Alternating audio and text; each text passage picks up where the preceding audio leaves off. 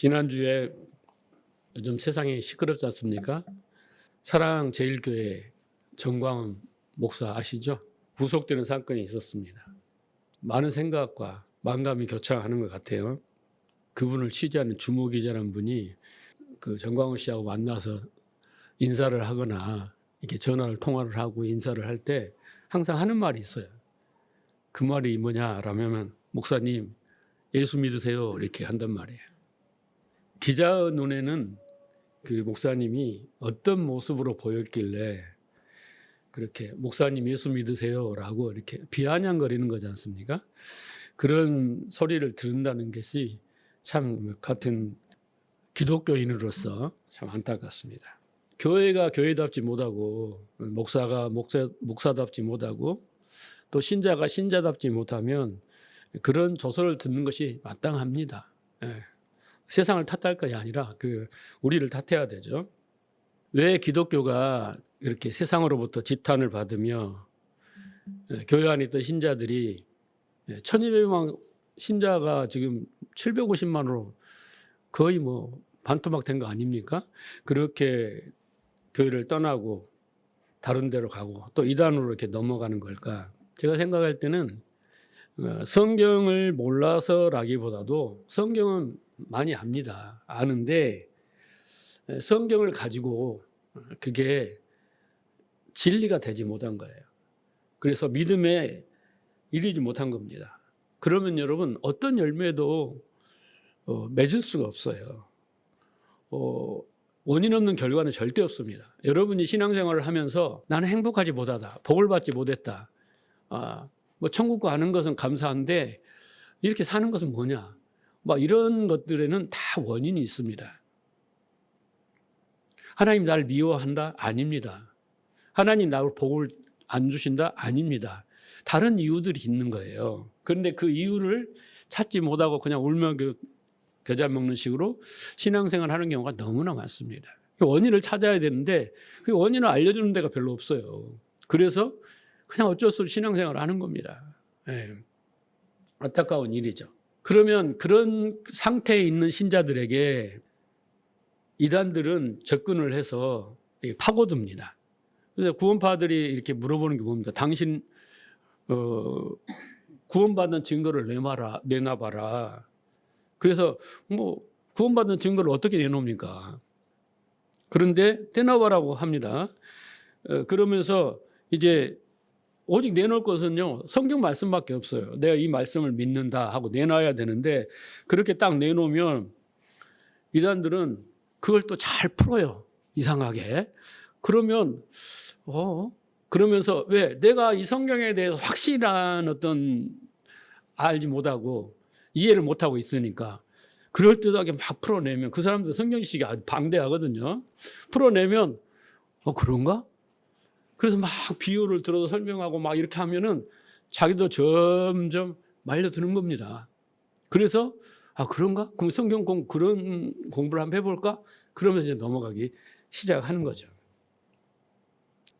그들은 성경 구절 속에서 어떤 것들을 일부만 이렇게 끄집어내가지고 그럴듯하게 해석을 하고 자기들이 주장하는 교리를 정당화시키면서 사람을 아주 감복을 시키고 논리적으로 이렇게 아주 이끌어들어서 설득을 당하게 만드는 어떤 기술이 있습니다. 능력이 있어요.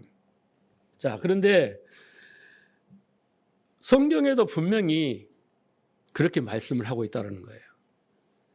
그러니까 여러분, 여기 성경에는 뭐라고 말하냐면 다른 복음이라고 말합니다. 이단 뭐 이런 이야기가 아니라 교회 안에 다른 복음이 있다라는 거예요. 복음 때문에 교회 안에 들어왔는데 또 교회 안에 다른 복음이 있다라는 거예요. 그러니까 다른 복음을 들은 사람은 제가 지금 설명한 대로 열매가 없어요. 그리고 또 다른 복음을 들으면 홀딱 넘어가게 되는 거예요. 자, 갈라디아 1장 8절 보세요. 그러나 우리는 혹은 하늘로부터 온 천사라도 우리가 너희에게 전한 복음 외에 다른 복음을 전하면 저주를 받아요. 바울 사도가 교회 안에 와서 저처럼 설교를 하면서 다른 복음을 전한 자는 저주를 받을 거야. 지금 이렇게 이야기하는 거예요. 우리가 전한 복음 외에 다른 복음을 전한 자는 저주를 받을지어다. 이렇게 아주 강력하게 이야기합니다. 9절 보세요. 우리가 전에 말하였거니와 내가 지금 다시 말하노니 만약 누구든지 너희가 받은 것 외에 다른 복음을 전하면 또 저주를 받을 것이라 강조를 합니다. 그러니까 다른 복음을 전하면 어쩐다? 저주를 받아요. 하나님이 용납을 합니다. 예수님이 뭐라고 했냐면 성령을 해방하고 모독하는 것, 성령을 거스리는 게 뭐냐면 다른 복음을 전하는 거예요. 다른 진리를 가르치는 것은 다른 우리가 예수님께 죄 짓는 거 이런 것은 용서를 받을 때 그 다른 복음을 전하면 어떻게 해요? 저주를 받는 겁니다. 사심을 받지 못해요. 그런데 지금 바울 사도가 말하는 다른 복음은 뭐냐면 바로 율법주의입니다. 여러분 성경을 보면요. 예수님 시대, 구약 시대가 있지만 이제 예수님 시대의 이슈가 뭔지 아세요? 율법이에요. 그 다음에 바울 시대의 이슈가 뭔지 아세요? 율법이에요. 지금 시대에 그러면 이슈가 뭐겠어요? 똑같아요. 율법이에요. 네. 그래서 다른 복음은 뭐냐면 이 율법을 다르게 해석하고 다르게 사용하고 다르게 적용하는 것이 이슈예요. 그러면 아까 제가 말씀드렸죠. 내 신앙이 왜 열매가 없고 행복하지 못하고 신앙생활이 왜 이렇게 내가 무거운 짐을 지는 것처럼 그러냐. 울며 이렇게 끌려가냐. 그게 뭐 때문이겠어요? 율법 때문에 그런 거예요. 율법에 대한 잘못된 생각 때문에 그렇단 말이에요. 잘못된 지식 때문에. 다른 이유가 없다라는 거예요. 자, 그래서 그 대표적인 게 율법이고 율법을 신봉하고 율법을 최우선으로 여기는 걸 율법주의라고 하잖아요. 율법주의입니다. 그래서 율법주의는 딱 이렇게 생각하면 좋아요. 행위를 요구를 해요. 행위. 어떤 행위든 간에 궁극적으로 순종해요. 율법에 순종하라는 행위인데 그 외에 많은 신앙 행위를 요구를 한단 말이에요. 그래서 우리가 구원을 받았죠. 그렇죠? 그러면 이제 구원을 유지를 해야 되잖아요. 구원 상태를. 그리고 또 우리가 어떻게 복을 받아야 되죠. 그러잖아요. 그리고 또 우리가 상급을 받아야 되잖아요. 그리고 천국도 가야 되잖아요. 그리고 또 우리가 어떻게 어떤 문제들을 해결해야 되잖아요. 그렇게 하려면 우리는 무엇을 해야 된다라고 요구하는 게 바로 율법주의예요. 여러분 우리는 은혜를 받기를 원하잖아요. 은혜는 뭡니까? 값없이 조건 없이 주는 게 은혜인데 우리가 뭘 받으려면 공짜로 받아야 은혜라고 말하는데 우리가 뭘 해가지고 그 대가를 받은 게 뭐예요? 그건 은혜가 아니라 계약을 해서 받은 거기 때문에 나의 공로와 열심과 노력으로 받은 거예요. 근데 율법주의는 뭐라고 하냐면 그렇게 복을 받아라. 그러니까 은혜를 받아라는 게 아니라 네가 노력해서 헌신하고 기도하고 뭘 다 해가지고 그 대가로 받아라고 가르치는 게 뭐냐면 바로 율법주의예요. 근데 우리는요. 인간은 하나님 주신 양심에서 나온 게 도덕과 윤리거든요. 법이거든요. 그걸 가지고 고스란히 율법을 보기 때문에 우리 안에 여러분 안에 99%는 다 뭐예요? 율법주의예요. 그런 사상으로 신념으로 의식으로 무의식 속에가 박여 있어요. 그러니까 신앙생활에 제일 무서운 적은 뭐냐면 바로 율법이에요. 율법이 나쁘다는 게 아니라 율법을 왜곡되게 도덕 윤리적으로 양심적으로 사회법적으로 그렇게 인간적으로 해석해내는 것이 문제라는 거예요. 자, 그래서 율법을 잘 지켜야 복을 받는다. 그러면서 사람의 행위를 조건으로 제시합니다. 그래서 다른 복음이란 건 뭐냐면 신앙생활의 목적이 뭐냐면 우리가 복을 받기 위해서 율법을 잘 지켜야 된다고 가르치는 것이 바로 다른 복음이에요. 하지만 여러분 진짜 복음은 뭐냐? 행위를 강조하지 않습니다. 인간의 행위를 뭐 해라를 강조하지 않고 오직 하나님의 은혜에 대해서 설명을 합니다. 그것을 설명하고 그것을 믿게 되면 그 안에서 나오는 반응이 있어요. 그걸 믿음의 행위라고 하는 거예요. 그 바리새인들의 행위가 다르다고 그랬잖아요. 여러분 예를 들어서 여러분이 궁유를 입었어요. 궁율이 뭡니까? 심판받고 벌을 받아야 되고 죄의 대가를 치러야 될 사람을 지옥 가야 될 사람을 안 하게 해줬단 말이에요. 대신 예수님께 치르시고. 그게 긍휼입니다. 그러면 내가 긍휼을 받은 것을 깨달았어요.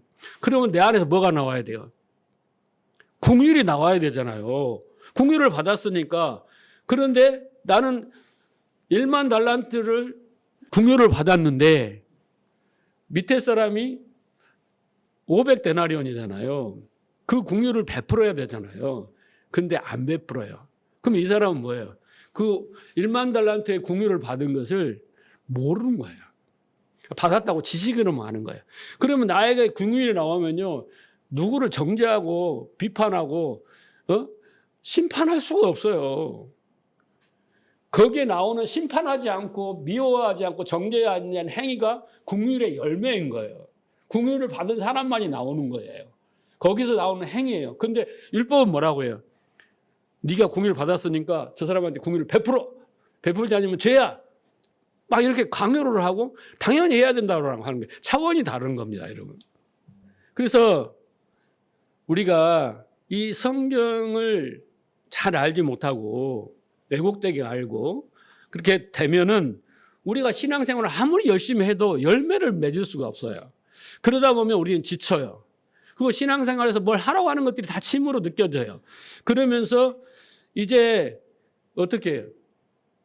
사람이 점점 뭐라고 할까요? 의욕도 잃고 열심도 잃고 무기력해진단 말이에요. 그런데 말씀을 잘 깨닫고 나면 바울 사도가 대표적인 인물인데 뭐라고 고백하냐면 나의 나됨은 하나님의 은혜입니다. 이렇게 고백을 하고 나는 하나님의 그 언약이라는 푯대를 향해서 붙들고 오직 나갈 뿐입니다. 네? 그런 식으로 말하지 바울이 은혜를 깨닫고 났고 뭘 열심히 하십시오. 뭘 행위를 하십시오. 이런 말 성경에 한마디도 없어요. 근데 우리는 지금도 계속 뭘 열심히 하라고 강요를 한단 말이에요. 종욕을 하고. 그렇죠. 그래야 뭘 한다고 하는 겁니다. 그래서 이 다른 복음을 붙잡고 그렇게 다른 복음이 제시하는 방향으로 가면은 절대 열매를 맺을 수 없다. 입만무성한 무화과 나무와 같게 된다라는 것을 깨달아야 돼요. 그래서 나의 신앙이 왜 열매가 없지? 인격적으로 변화되지도 않고 갈수록 더 열심히 하고 서당계 3년이면 풍요로운다는데 그것도 없고 갈수록 주일 성수하는 것도 힘들어서 하고 왜 이렇게 됐지 내가? 이런 것들은 뭐겠어요? 근본적인 원인이 뭔가 잘못 알고 있기 때문에 잘못된 지식이 들어와 있기 때문에 잘못된 방향으로 가고 있기 때문에 그렇다. 그런데 그것이 대표적인 것보다 율법에 대한 오해다라는 것입니다.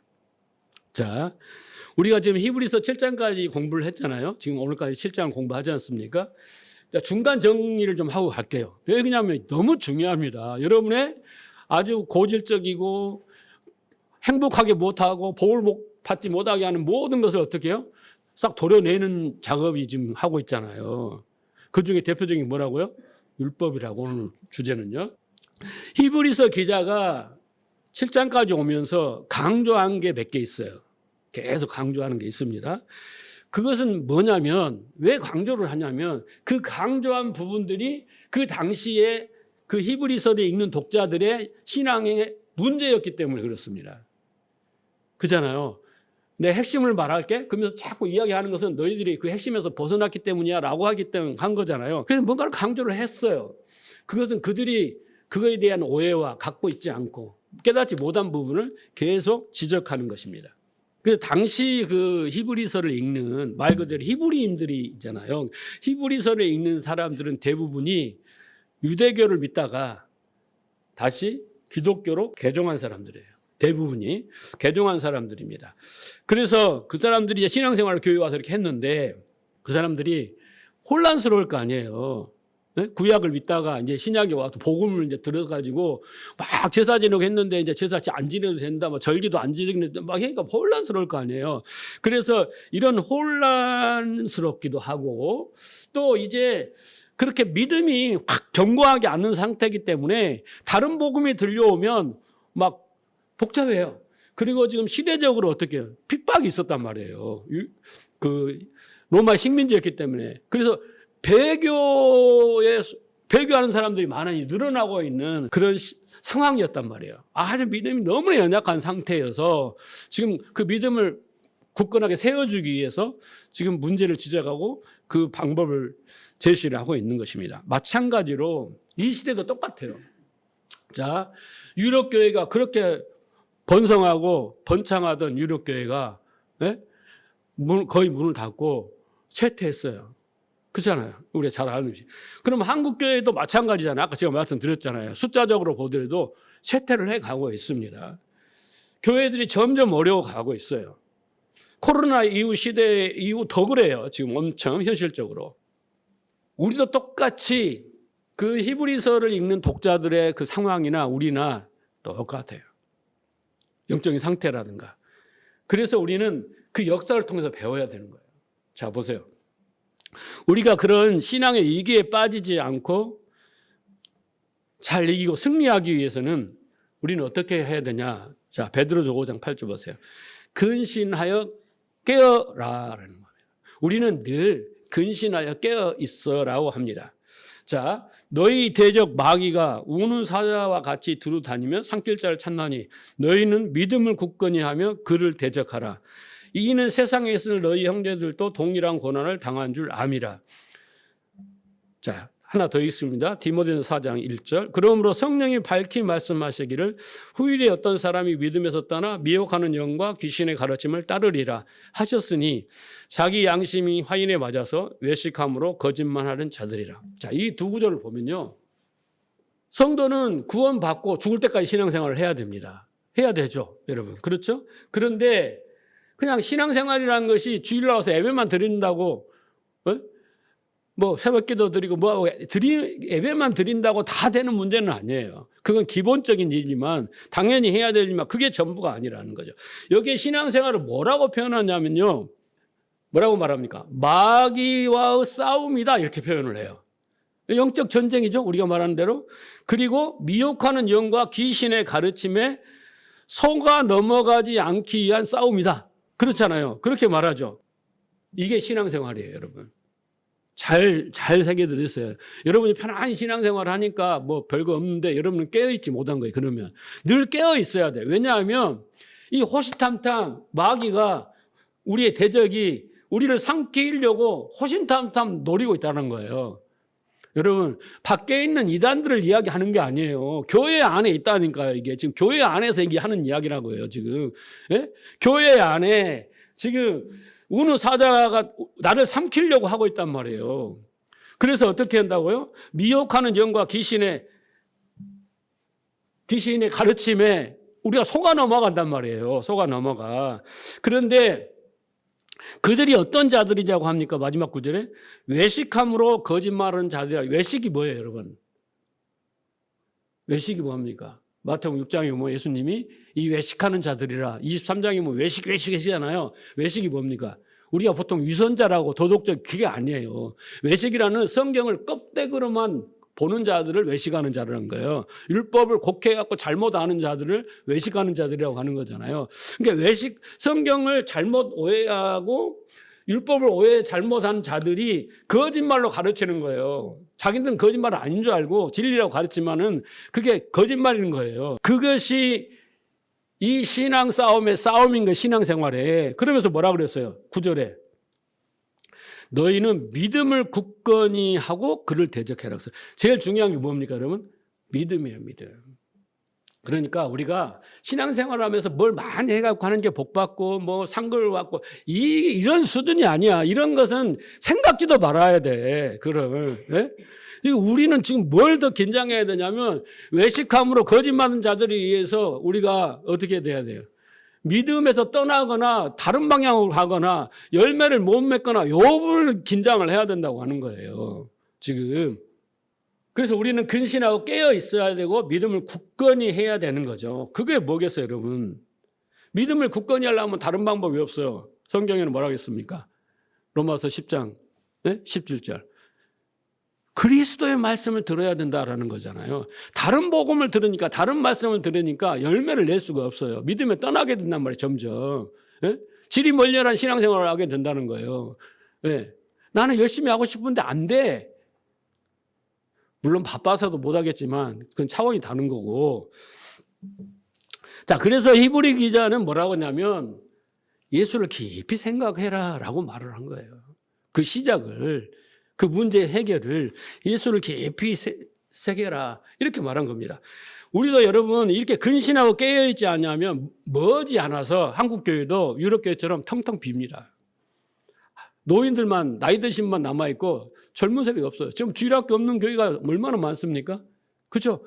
예, 중고등부가 사라지고 청년부가 점점 대회에서만 앉혀놓고 이런 거예요. 큰 교회 몇 개 빼놓고 그런 시대를 지금 가고 있어요. 유럽교회처럼. 우리의 신앙도 마찬가지입니다. 지리멸렬하게 가는 거예요. 그냥 주일날 와서 예배 드리는 걸 위로로 삼고 그 내 믿음이 있음을 증명하고 그걸 끝나는 거예요. 그 삶을 살아야 될 거 아니에요. 하루를 살아도 신감 편하게 행복하게, 예? 좀 구별된 삶을 살아야 될 거 아닙니까? 그런 걸 못 사는 거예요. 자, 그래서 히브리서 기자가 지적한 문제를 좀 우리가 1장에서부터 쭉 7장까지 정리를 해보면, 그 당시의 사람들이 뭐가 문제였고, 이슈는 똑같다 그랬잖아요. 우리 시대 이슈, 나의 이슈 똑같은 거예요. 이 문제를 해결을 해야 돼요. 자, 봅시다. 첫째는 뭐냐면 히브리서 기자가 지적하는 첫째 문제는 너희들이 예수 그리스도에 대한 지식, 이해, 믿음이 부족하다라고 말하는 겁니다. 그러면서 그 당시의 사람들은 천사, 모세, 그리고 선지자들을 우선순위에 두고 예수를 그 밑에 두었어요. 예수보다 천사, 모세, 선지자들을 더 추앙하고 더 신뢰하고 더 우선으로 뒀단 말이에요. 왜? 그것들에 익숙해 있으니까. 그리고 새로운 복음, 예수 그리스도로 왔는데 이해를 못하니까 더 그냥 그런가 보다 이렇게 여겼다는 거죠. 근데 여러분 생각을 해보세요. 히브리서 1장에 보면 하나님이 과거에 많은 선지자들로 계시를 했지만 이 마지막 날에는 아들을 통해서 계시를 한다 그랬잖아요. 그러니까 우리는 아들을, 예수 그리스도를 알고 믿고 그분의 말씀을 깨달았고 믿어야만이 그분의 뜻을 따라 살 수가 있는 거예요. 이렇게 돼야 되는데 예수? 막 구약의 막 선지자들 여기만 들이파고 그 예수에 대한 이해가 부족하단 말이에요. 그리고 그래서 예수의 말씀을 중요시 여기지 않은 거예요. 그 당시에 그랬다는 거예요. 여러분들은 그렇지 않겠지만. 여러분, 예수를 잘 믿는다는 게 뭘까요? 예수를 잘 믿는다는 게 뭘까요? 여러분, 누군가를 믿어봤어요? 믿을 사람 하나도 없어요, 세상에는. 사람 믿을 대상이 되질 않아. 믿다가 어떻게 돼요? 속고, 배신당하고, 이용당하고, 그러잖아요. 그러면서 상처받고, 다시는 내가, 그래서 절교를 하잖아요. 이혼도 하고, 막 이러잖아요. 그런 거예요. 사람 믿을 수가 없는 죄. 근데 이제 우리가 하나님을 믿잖아요. 근데 우리가 예수를 잘 믿는다는 게 뭘까? 보통 사람들은 예수를 잘 믿는 것은 예수를 잘 섬긴다는 거예요. 섬기는 거 뭐예요?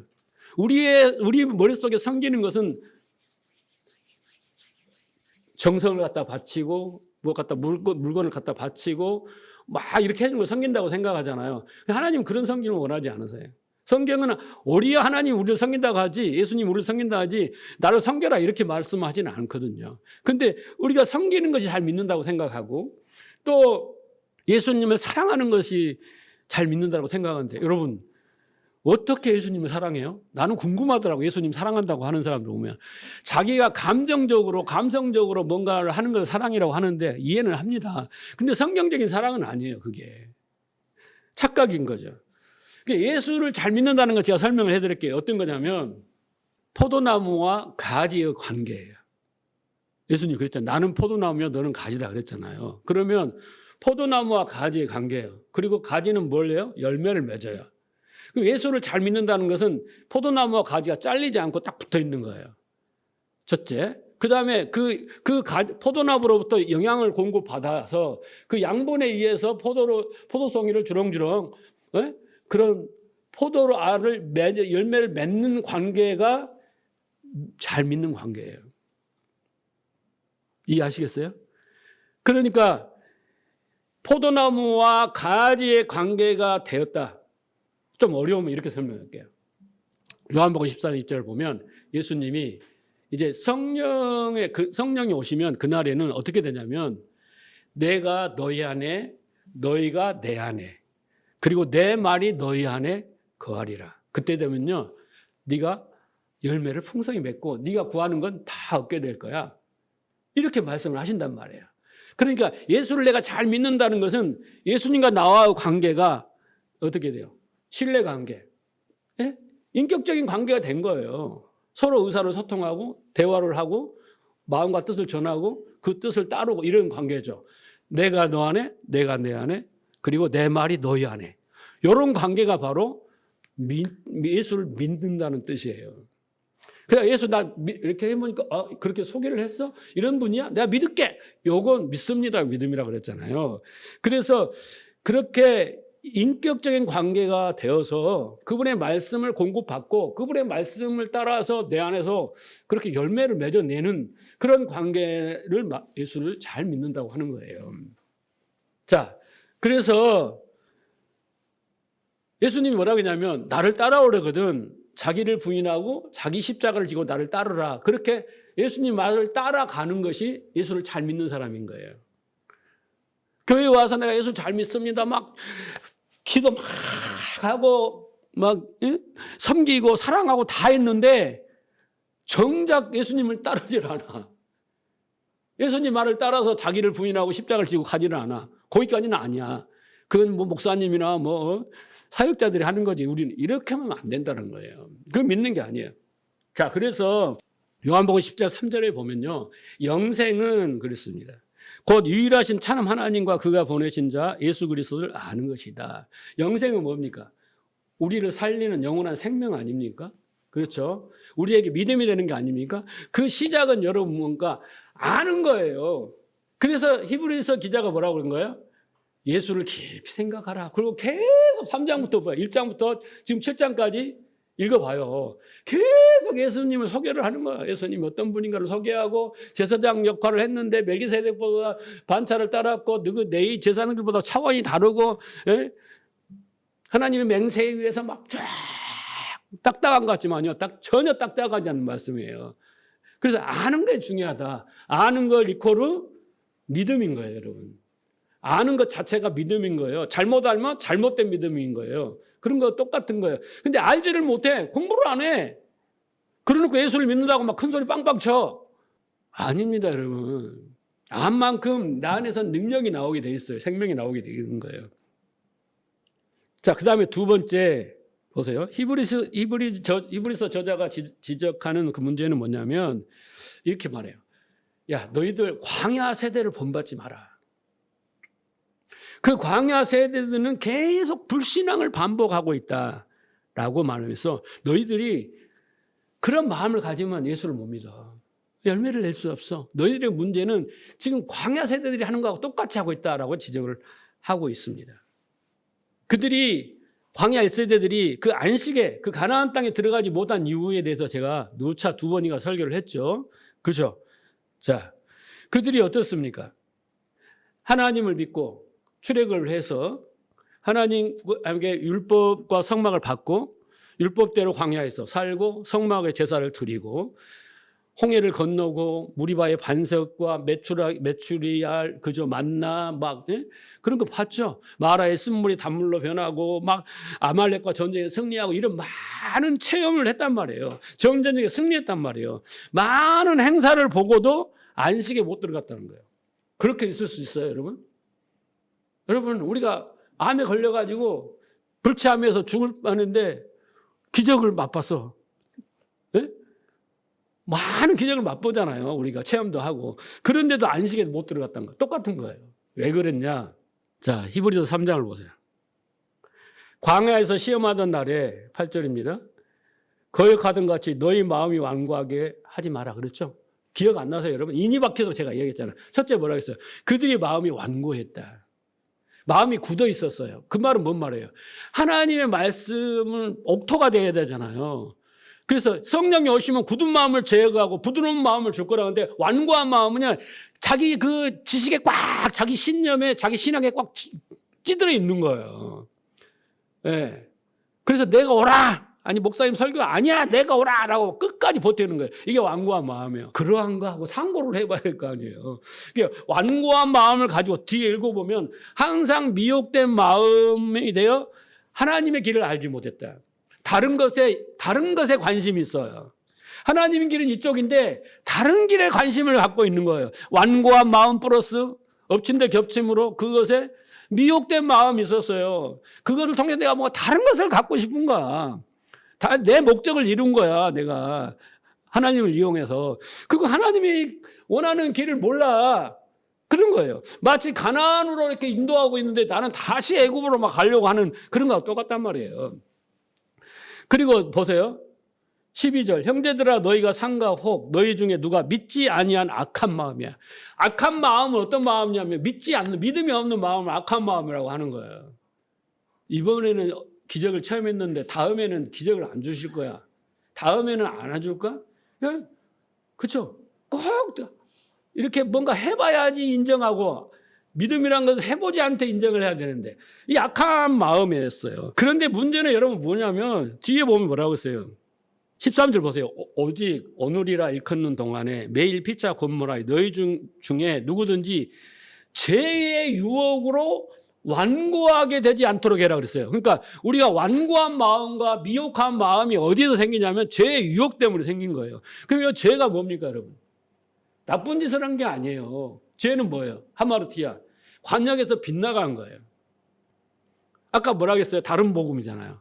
다른 것을 듣고 다른 길의 유혹을 받아서 그렇죠. 다른 것을 추구하는 것이 죄예요. 그 죄의 유혹으로 이 원래 마음을 버리고 점점 어떻게 이걸로 추구해야지. 이 마음이 굳어져서 이 길로 가는 거예요. 그게 완고한 마음이에요. 그렇게 완고함이 생긴다는 말이에요. 그래서 문제의 핵심은 이 완고한 마음, 미혹한 마음, 하나님을 길을 알고 싶지 않는 마음, 또 믿지 않는 악한 마음, 이런 마음들이 이 죄 때문에 생긴단 말이에요. 에? 내가 원하고자 하는 그 욕심을 이루고자 하는 이 탐심 때문에 이런 거예요. 근데 이것이 어떻게 해서 생겼냐면요. 성경에 대한 올바르지 않는 지식 때문에 생기는 거예요. 하나님이 올바른 지식을 딱 가지면 절대 죄에 다른 걸 생각하지 못하고 그 길로 쭉 갈 거 아닙니까? 그런데 잘못 들으니까 두 마음을 생긴 거잖아요. 그래서 이쪽으로 가는 거예요. 그게 누구예요? 바리새인들이에요. 자, 이렇게 하면 복을 받는다. 이렇게 하면 만사 형통한다. 그렇게 가르치는 거예요. 그런 줄 알았는데, 그죠? 그런 줄 알았는데 그 길로 가보니까 안 되는 거예요. 열매가 안 맺히는 거예요. 근데 진리는 어떻게 해요? 그 길로 가보니까 말씀대로 되는 거예요. 그걸 분별을 해야 되는 겁니다. 자, 세 번째, 히브리서 저자가 지적하는 세 번째 문제는 뭐냐면 너희들은 너무 영적으로 미성숙해. 왜냐하면 듣는 것이 너무 둔감해. 이 말을 하는 거예요. 왜 그렇게 된 줄 알아? 안 들으려고 하는 거예요. 안 들으려고. 그게 완고한 마음이겠지만 자, 히브리서 5장 12절 보세요. 때가 오래므로 너희가 마땅히 선생이 되어야 할 터인데 너희가 다시는 하나님의 말씀에 초보가 됐다. 여러분, 서당계 3년이면 풍어를 읽으면 신앙생활을 오래 하면 수준이 계속 올라가야 되는데 갈수록 떨어져. 초보야, 초보. 다시 여기보다 더 떨어져. 왜 그랬을까요? 나 이해가 안 가. 그 이유는 뭐겠어요, 여러분? 내 IQ가 뭐 한 자리야? 두 자리야? 이것 때문이 아니라 잘못 들은 거예요. 아니 선생의 자리로 성숙하게 올라가서 믿음의 그 성숙의 열매를 내고 막 그렇게 살아야 될 거 아닙니까? 당연히 신앙생활을 30년, 40년, 50년 가면 성경이 말한 대로 그렇게 돼야 될 거 아니에요. 그럼 성경이 잘못됐든지 아니면 잘못 들었든지. 그죠? 그럴 방법밖에 없어요. 그래서 여기에 보면 뭐라고 했어요? 그 의의 말씀을 경험하지 못했다 그랬잖아요. 뒤에 보면 쭉 읽어보면 의의 말씀을 경험하지 못했다. 그 말이에요. 올바른 성경에 대한 올바른 그쪽으로 깨닫지 못했다는 거예요. 이유는 여러분들 그럴 수 있어요. 목사님 내가 신앙생활 지금 하루 이틀 합니까? 수십 년을 했는데 뭔 소리예요? 아니에요, 여러분. 착각하지 마세요. 우리는 지금 율법주의에 찌든 사람들이에요. 저부터가. 네? 근데 찌들어 있었기 때문에 몰라요. 몰라. 여러분 원숭이가 눈을 하나 가진 사람하고 2개 가진 원숭이가 있는데 하나 가진 근데 이상하잖아요. 2 가진 사람이 이상한 거예요. 하나 가진 나라에 가면 다 똑같이 하나야. 그럼 어떻게 잘못됐는데 안 이상하고 생각하는 거예요. 그게 율법 안에 갇혀 있는 우리라니까요. 자, 그리고 해서 6장에 넘어서 뭐라냐면 그러므로 우리가 그리스도의 처벌을 버려라. 기억나시죠? 그 처벌가 뭐냐면 교리적이고 율법적이고 막 이런 내용들을 하는 거죠. 그러다가 어떻게 한다고 그랬어요? 한번 빛을 받고 하늘의 은사를 맛보고 성령의 참여해도 어떻게 해요? 능력을 맛보고도 타락했다고 그러잖아요. 떠나갔다잖아요. 왜 그래요? 이렇게 그런 체험을 했는데, 그런 경험을 했는데 왜 그러겠어요? 뭔가 시작부터 잘못된 거죠. 그렇죠? 자, 그 다음에 4번째 뭐냐면 히브리서 지금 이제 4번째 오늘 말씀의 주제예요. 오늘 말씀의 주제인데 이제 4번째는 너희가 율법에 대해서 진짜 오해를 하고 있다라는 거예요. 잘 들으셔야 돼요. 여기서부터. 나도 여러분도 율법에 대해서 많은 오해를 저는 계속 몇 년 동안 율법에 대해서 이야기를 했기 때문에 뭐 여러분들 깨닫는지 모르지만은 한국 교회가 다 율법주의 교회예요. 거의가. 그래서 여기에서 율법에 대한 올바른 지식을 가져야 되는데 너희가 갖지 않고 있다라는 거예요. 그래서 보세요. 오늘 본문을 다시 한번 볼게요. 18절 보세요. 전에 있던 계명은 지금 이 본문의 맥락이 뭐냐면요. 그 제사장 이야기를 해요. 레위 제사장들이 율법에 의해서 세워졌잖아요. 그래서 너희가 그 레위 제사장들을 더 우월하게 여기는데 예수님은 참 멜기세덱 반차를 따른 제사장이다 이 설명을 하면서 율법 이야기를 하는 거거든요. 그래서 지금 보면 전에 있던 계명은 연약하고 그랬잖아요. 여러분 연약하다는 뭔 말입니까? 여기는 무력하다라는 뜻이에요. 율법은요 힘이 없어요. 사람을 살리는 힘이 없다고요. 자, 율법 전에 있던 계명은 연약하고 무익함으로 그랬어요. 무익하다는 여기서는 소용이 없다라는 거예요. 사람을 살리는데 소용이 없어요. 그리고 폐함으로라는 거예요. 그래서 폐했다는 거예요. 그리고 19절 가로는 뭐예요? 어떤 본문에는 있고 어떤 본문에 없다는 뜻이라고 그랬어요. 율법은 아무것도 온전하게 하지 못할지니라. 율법은 우리를 온전하게 못해요. 그런데 그 율법을 붙들고 산단 말이에요. 바리새인들이 우리가. 그러면서 뭐라고 그랬어요? 19절. 이에 더 좋은 소망이 생기니 율법보다 더 좋은 것이 있었다는 거예요. 그렇죠? 이것으로 더 좋은 것으로 우리가 하나님께 나아가는 건데 그게 뭐겠어요? 예수 그리스도요. 그 복음이에요. 믿음으로 나가는 거예요. 그렇죠? 그러면 여러분 보세요. 율법은 사람을 구원할 힘이 없는 무익한 것이다. 네? 이 율법으로는 하나님과 우리 사이를 올바른 관계를 화목하게 해줄 수 없다. 본문을 제가 좀 설명해 드리는 거예요. 그리고 하나님은 어떤 목적으로 일시적으로 율법을 주신 거예요. 그리고 때가 되어서 이제는 그 역할을 멈추게 했다. 그게 폐하였다는 뜻이에요. 율법은 거룩한 겁니다. 근데 그 기능을 이제 어떤 목적으로 줬다가 이제 때가 되어서 폐했다는 거예요. 그 기능을 멈추게 하고 이에 더 좋은 소망을 너에게 줬어. 근데 이 소망이 뭔가를 더 잘 알게 하기 위해서 이것을 주었다는 거예요. 율법을 줬다는 거예요. 근데 이 소망이 왔기 때문에 이제는 얘를 폐한다. 이 기능을 이제 더 이상 하지 않도록 멈추게 해. 이게 나쁜 게 아니에요. 바울도 그래요. 율법이 나쁜 거냐? 폐해야 되냐? 아니다. 율법도 거룩한 것이다. 이렇게 이야기하잖아요. 그 기능적인 거란 말이에요. 그래서 이제 율법이 말하고 있는 율법이 가리키고 있는 그 화살표가 예수 그리스도 저 좋은 소망인데 우리는 그 예수로 말미암아 이제는 하나님께 나아가 하나님과 화목하게 되었다라는 것을 이야기를 하고 있습니다.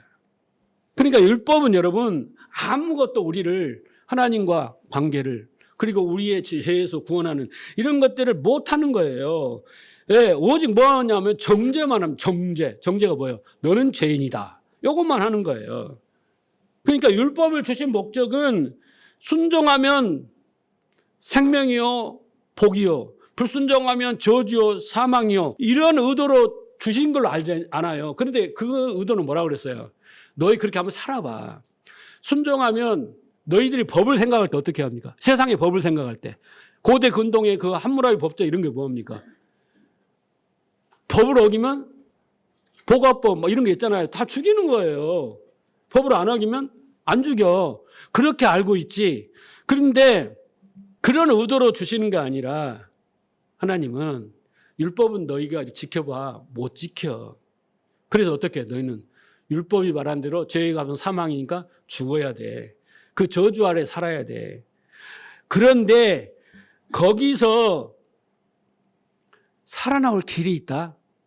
그 길이 그걸 계속 율법을 연구하고 공부하고 깨닫고 그것을 못 지켜. 그래서 그럼 우리는 어떻게 해요? 이제 죽게 됐는데 이 저주 아래서 어떻게 벗어나요? 죄와 사망의 법에서 우리를 로마서 8장이 나오잖아요. 예? 생명의 법으로 인도하는 게 이야기잖아요. 그래서 너희가 그 속에서 딱 뭔가를 발견하는데 그게 바로 그리스도야. 그 그리스도를 알게 하기 위해서 율법을 준 거야. 이게 하나님의 뜻이에요. 그런데 이 뜻을 모르니까 그냥 율법을 붙들고 산 거예요. 바리새인들이. 예? 지금 우리가 그렇게 율법을 붙들고 사는 거예요. 자, 그래서 어떻게 해요, 여러분? 우리는 율법을 잘 지키면 구원받고 율법을 잘 지키면 복을 받고 율법을 잘 지키면 순종하면 문제를 해결받고 법을 잘 지키면 천국에 가고 이렇게 알고 있잖아요. 그잖아요. 바리새인도 똑같이 그랬어요. 자, 그런데 자, 로마서 3장 28절 보세요. 그러므로 사람이 의롭다 하심을 얻은 것은 의로움의 율법의 행위에 있지 않고 뭐예요? 믿음으로 된다고 그러잖아요. 우리가 의롭다는 게 뭐예요, 여러분? 구원받는 거잖아요. 그렇죠? 죄인이 의인이 되는 것은 율법을 잘 지켜서 의인이 되는 게 아니라는 거예요. 예? 그렇죠? 뭘로 된다고요? 예수 그리스도의 믿음으로 되는 거예요. 자, 갈라디아 2장 16절. 사람이 의롭게 되는 것은 율법의 행위로 말미암이 아니요 오직 예수 그리스도를 믿음으로 말미암은 줄 아므로 우리도 그리스도 예수를 믿나니 우리가 율법의 행위로서가 아니고 그리스도의 믿음으로서 의롭다함을 얻으려 함이라. 율법의 행위로서 의롭다함을 얻을 육체가 없느니라. 그런데 계속 율법을 지키려고 한단 말이에요. 여러분, 율법을 지키지 말라는 소리가 아닙니다. 지키는 방식이 다르다는 이야기를 제가 계속 했던 거예요. 자, 갈라디아 3장 11절. 하나님 앞에서 아무도 율법으로 말미암아 의롭게 되지 못할 것이 분명하니 이는 의인은 믿음으로 살리라 하였습니다. 이제 설명이 필요 없죠? 자, 여기 보세요. 3장 20절 갈라디아. 믿음이 오기 전에 우리는 율법 아래 매인 바 되고 계시될 믿음의 때까지 갇혔느니라. 이같이 율법이 우리를 그리스도께 인도하는 초등교사가 되어 우리를 하여금 믿음으로 말미암아 의롭다함을 얻게 하려 함이라. 자, 보세요. 그러니까 믿음이 와야 돼요. 우리가 믿음으로 구원을 받기 때문에. 그런데 인간은 행위로 구원을 받으려고 하는 거예요. 자기가 열심히 하고 막 열심히 순종하고 막 그래서 그렇잖아요. 그래서 하나님이 줘봐요. 율법을 줘봐요. 그래, 네가 지켜서 내가 지키면 내가 구원해 줄게. 그럼 지켜봐 하고 준 거예요. 근데 주는 목적은 지킬 수 있는 능력이 있어서 그래, 지킨 사람 뽑아 올려줄게. 그런 목적으로 준 게 아니라 지킬 수 없다라는 거죠. 왜? 믿음이 오기 전에 일시적으로 얘 줘본 거예요. 그래서 믿음이 오기 전까지 우리는 율법 아래 매여서 율법을 붙들고 살다가 그 저주 아래 아이고 우리는 율법 다 지키다 한 가지만 어겨도 죄인이고 지옥 가는데 우리는 그럼 어떻게 살아요? 하나님 도와주세요. 요걸 깨달으라고 준 거라는 거예요. 그게 이제 어떻게 해요? 그래서 하나님이 그렇지 너의 이제 실상을 알겠지. 그래서 예수 그리스도가 필요한 거야. 창세전에 내가 예수 그리스도가 널 구원해서 약속했잖아. 주신 거예요. 그래서 우리는 율법으로 통해서 알고 이제는 예수 그리스도를 통해서 이제 우리가 어떻게 해요? 그 진리의 말씀으로 믿음의 사람이 돼야 되잖아요. 믿음을 따라 이제 행하는 거예요. 그게 뭐예요? 율법의 완성이 되는 거예요. 사랑은 율법의 완성이라 그러잖아요. 자, 그런데 그 뜻을 알지 못하니까 율법을 붙들고 순종, 불순종을 계속 싸웠다는 거예요. 그 씨름을 했다는 겁니다. 자, 빌립보서 3장 6절 보세요. 그 대표적인 인물이 바울이 사도입니다. 회심하기 전에 바울이 열심으로는 교회를 핍박하고 하나님 뜻도 모르고 하나님 세우신 교회를 핍박하고 율법의 의로는 흠이 없는 자다. 이 말은 뭔 말이냐면 나는 율법에 완벽하야. 율법이 613가지인데 그 앞에 나는 흠이 없어. 그 말 뭔 말이야? 율법의 613가지를 다 지킨 사람이요. 자기가 하나님이야? 네? 자기 생각에는 다 지켰다고 한 거 아닙니까? 착각한 거죠. 우리는 율법을 다 지켜낼 수 있는 인간이야. 이게 휴머니즘이요, 인본주의예요. 우리는 그걸 지킬 수 있어 라고 말하는 사람은 우리는 인본주의요, 율법주의라고 하는 거예요. 그러니까 제가 앞에서 우리의 신앙생활은 영적 전쟁이라고 그랬잖아요. 그런데 영적 전쟁이 뭐냐면 미혹하고, 그렇죠? 마귀가 이렇게 하는 짓이라고 그랬잖아요. 그들이 뭐예요? 외식감으로 거짓을 가르치는 자들잖아요. 교회 안에서 자꾸 잘하면 복을 받고 못하면 벌을 받는다. 이렇게 가르치는 게 그게 뭐예요? 마귀요. 귀신의 가르침인 거예요. 율법을 통해서는 우리의 실상을 알아야 되는 거잖아요. 우리의 실상을. 그잖아요? 율법 앞에서 우리는 초등교사로서 그리스도께 인도받는 거여야 되잖아요. 근데 우리가 율법과 붙들고 계속 한단 말이에요. 살으라고. 자, 그래서 이런 열매 없는 무화과나무 같은 신세의 그런 신앙생활에서 빠져나오는 길은 여러분 진리밖에 없어요. 진리. 그 내 생각을 깨고 아 이거 잘못된 길이구나. 관역에서 빗나갔구나. 이걸 아는 길은 진리가 내 안에 들어와야 아 이걸 버리게 된단 말이에요. 그래서 요한복음 8장 32절 보세요. 진리를 알지니 진리가 너희를 자유케 하리라. 여러분 여기서 뭐로부터 자유할까요? 율법으로부터 자유예요. 이 율법주의로부터 자유하는 거예요. 예수님이 이제는 그런 종교생활, 율법주의에 맺어 있는 그 신앙생활에서 그 수고하고 무거운 짐진 자들아 내게로 와라. 그래서 나하고 명예를 지고 나에게 배우라. 나는 온유하다. 내가 이제 가르쳐 줄게. 그렇게 말씀을 하신 거예요. 자, 제가 이해를 돕기 위해서 몇 가지 구체적인 예를 들어볼게요. 그러니까 우리는 여러분 말씀을 들으면서 내 안에 그 율법주의적 요소가 잠재적으로 내 안에 있는데 그것을 발견을 해야 돼요. 아, 이것이 내 안에 율법주의구나. 내가 율법에 대한 오해된 부분이라는 걸 깨달으셔야 돼요. 그래서 그걸 자꾸 신앙적으로나 또 인간관계나 삶에서 버려야 되는 거예요. 그걸 붙들고 살면 안 돼요. 자, 예를 들어서 바리새인들과 예수님과 많은 논쟁이 이제 많이 있죠. 사복음서에 보면 그 대표적인 게 뭐냐면 예수님이 안식일에 병자를 고쳐요. 안진병이 38년 된 병자를 일으키고 그잖아요. 병자를 고치니까 왜 안식일에 일을 하냐? 율법을 어긴 거 아니냐? 이렇게 예수님을 공격합니다.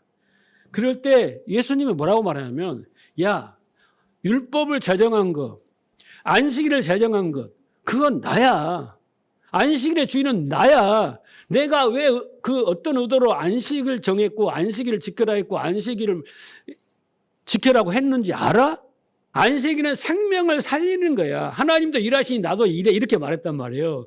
근데 그냥 바리새인들은 안식일을 거룩하게 지키라고 법으로만 생각했기 때문에 그 의미도 모른 채 의미를 상실한 채 안식일을 이렇게 지켜야 돼. 일을 하지 않아야 돼. 뭘 사야지만 않아야 돼. 뭘 안 해야 돼. 안 해야 돼. 수십 가지를 만들어서 예배를 잘 지켜야 돼. 거룩한 옷을 입고 예배의 순서에 따라서 드렸어요. 우리는 거룩하게 지킨 거야. 이게 잘 지킨 겁니까? 이거 0점이에요. 안식일에는 사람을 살린다고 하잖아요. 생명을 살리니까 내가 살아나야 되는 일이야. 그러니까 영과 진리로 예배를 드려야만이 내가 살아나는 거예요. 하나님이 나에게서 일하시는 게 나타나는 거예요. 그런데 우리는 완고한 마음으로 투들려고 하지 않고 시간을 잘 지키고 순서를 잘 지키고 실수 없이 예배를 잘 드려서 그럼 거룩하게 지키는 거야. 짜장면도 안 사 먹고 돈도 안 쓰고 취미활동도 안 하고 오락도 안 하고 이런 게 안식을 잘 지켰다고 생각하는 거예요. 이해하시겠어요? 우리는 뭐예요? 안식일을 영과 진리의 예배로 지켜야 돼요.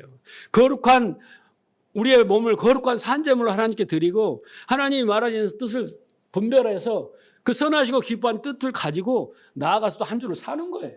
그게 영적 예배란 말이에요. 예배 참석했어? 나는 안식을 지켰어.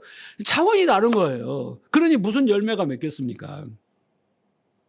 자, 바리새인들하고 이제 또 기도 문제가 나오죠. 누가복음 18장에 보면 바리새인들이 자기가 의로운 사람이에요. 나는 의인이야. 이런 사람이 성전에 기도합니다. 하나님 감사합니다. 우리가 똑같이 기도해요. 주절 감사합니다. 감사해. 뭐가 감사하니? 나는 저 죄인 세리보다 토색불이 간음 안 하고 11조 잘 드렸습니다.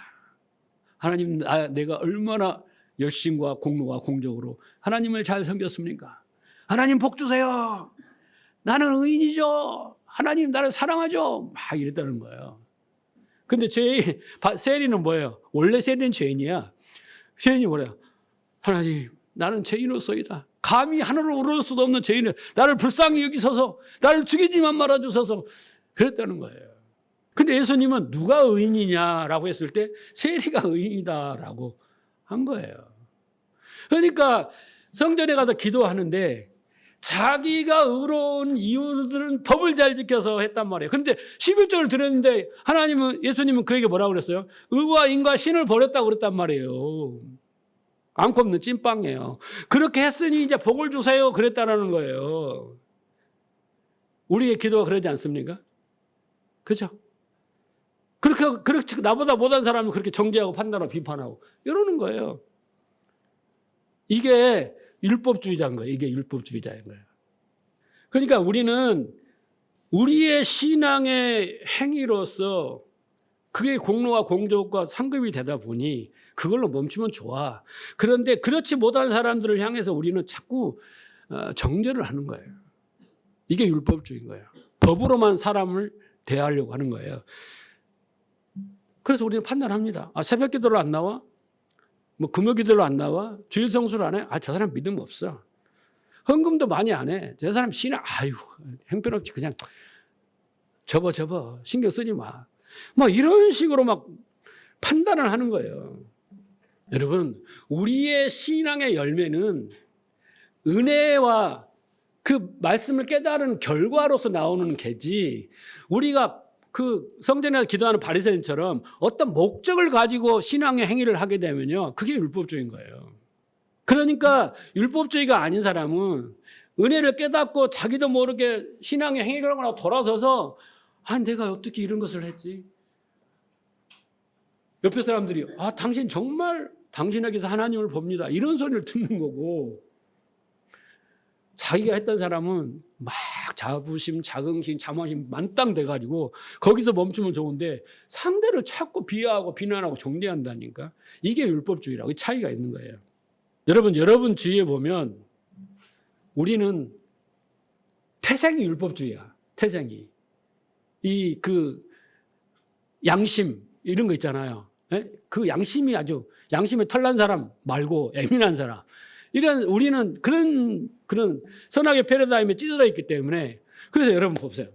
우리가 대화를 할 때, 오래간만에 만나서 대화를 하고 이야기를 해. 드라마 이야기를 하고 정치 이야기를 하고 이렇게 교회 이야기를 하고 흉도 보기도 하고 그러잖아요. 그런데 우리는 항상 뭐냐면 옳고 그름, 좋고 나쁨을 잘 따져요. 그런 사람들이 있어요. 무슨 말을 하면 평가부터 해요. 그 있는 그대로를 받아들이는 게 아니라 잘했다 잘못했다를 딱 평가를 하면 할 말이 없어. 그 평가하자고 이야기하는 거, 평가 들으려고 하는 게 아니라 그냥 이야기를 하는데 평가부터 해. 평가부터. 목사님들이 그러잖아요. 그건 잘못됐다, 좋다. 그러니까 그다음부터 할 말이 없잖아, 우리가. 그렇죠? 근데 문제는요, 자기는 잘못하면서 그것은 아랑거지 않고 검사가 되기도 하고 수사관이 되기도 하고 판사가 되기도 하고 사감선생 같이 되기도 하고 아주 엄격하게 사람을 판단을 한단 말이에요. 여러분, 아무리 자기가 옳은 말을 하더라도요, 그렇죠?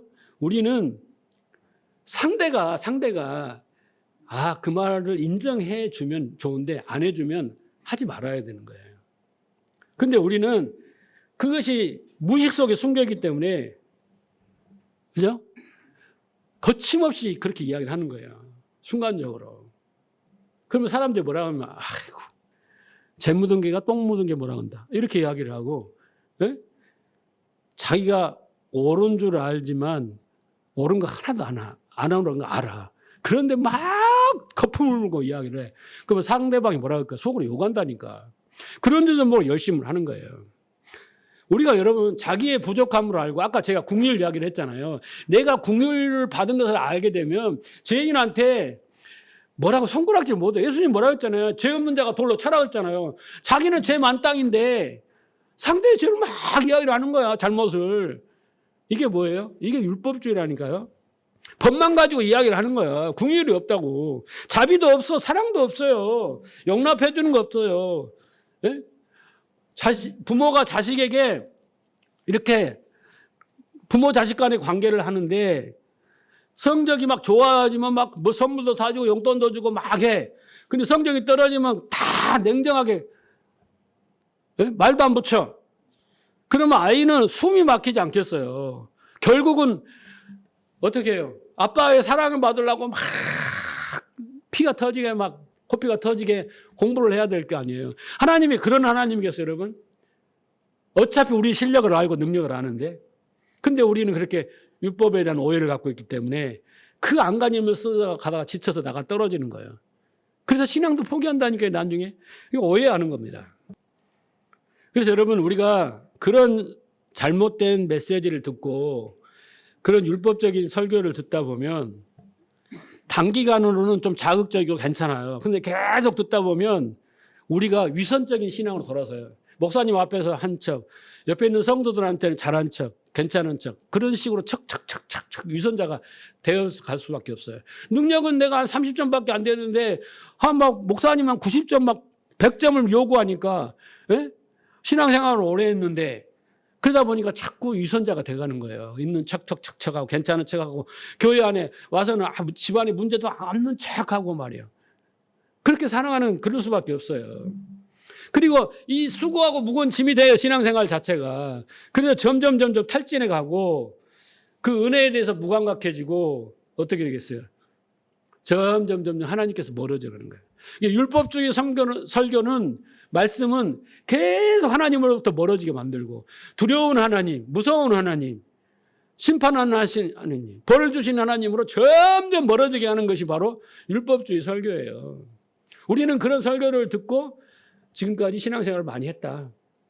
저 자신부터가. 자, 그래서 예수님께서 그런 자들을 강하게 책망하셨죠. 이 독사의 자식들아, 이 회칠한 무덤 같은 자들아, 이 외식하는 자들이라. 자, 그러면서 예수님께서 뭐라고 보세요?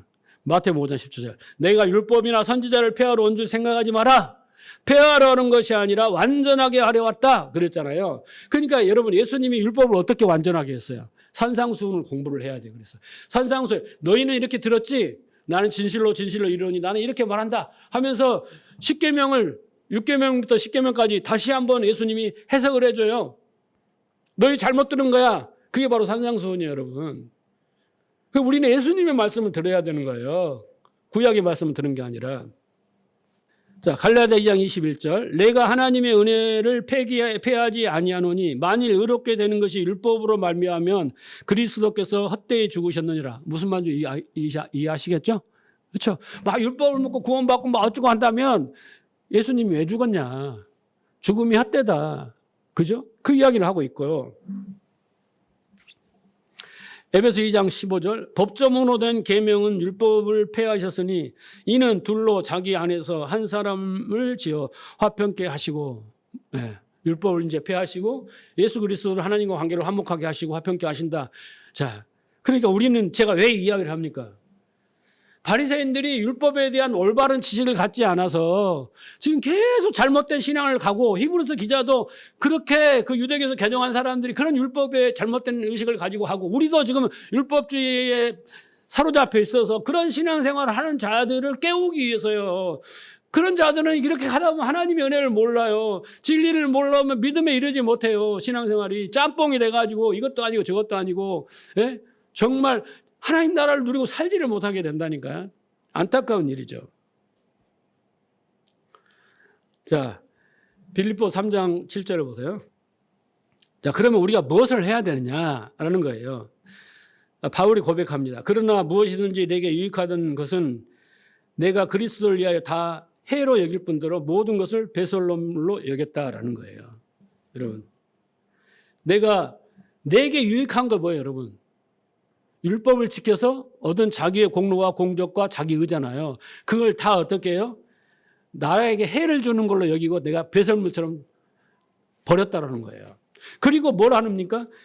내 주 그리스도 예수를 아는 지식, 이게 최고다. 최고다. 여러분, 율법의 대가예요. 율법을 지키고 율법에 대해서 지식을 가지고 율법을 따라갈 자가 없는 자가 누구냐면 바로 바울인데, 바울 사도가 은혜를 받고 깨닫고 나서 하는 고백이란 말이에요. 내가 그리스도를 얻고 그 안에서 발견됩니다. 나는 그리스도 안에서 그 진리로 믿음으로 그렇게 살아가고자 한다라는 거예요. 그럼 우리도 그렇게 되지 않겠습니까? 그러니까 우리는 여러분 다른 복음, 여기에서 진짜 올바른 복음, 바울이 전하는 올바른 그 율법에 대한 지식, 그걸 믿음으로 가져야만이 우리도 바울과 같이 이렇게 모든 것을 배설물로 여기고 변화될 수 있는 거예요. 올바른 방향으로 나아갈 수 있는 거예요. 지금 무엇을 여러분들이 많이 열심히 하느냐, 기도를 많이 하느냐, 헌금을 많이 하느냐, 이 문제는 절대 아니에요, 여러분. 그걸로 해결되는 문제가 아니고 지금 이 문제가 해결돼야 돼요, 오늘 문제가. 그래야지 모든 것이 해결되는 거예요. 여러분, 우리는 다른 복음을 많이 듣고 신앙생활을 했습니다. 그중에 대표적인 게 뭐냐면 기복주의, 성공주의, 신비주의, 그리고 율법주의, 이런 것들이에요. 그럼 여러분은 어디에 속해 있습니까? 어떤 주의자입니까? 나는 기복주의다. 나는 율법주의다. 어디에 속해 있는 것 같아요? 그것을 분별해내셔야 돼요. 그게 하루아침에 없어지는 게 아니에요.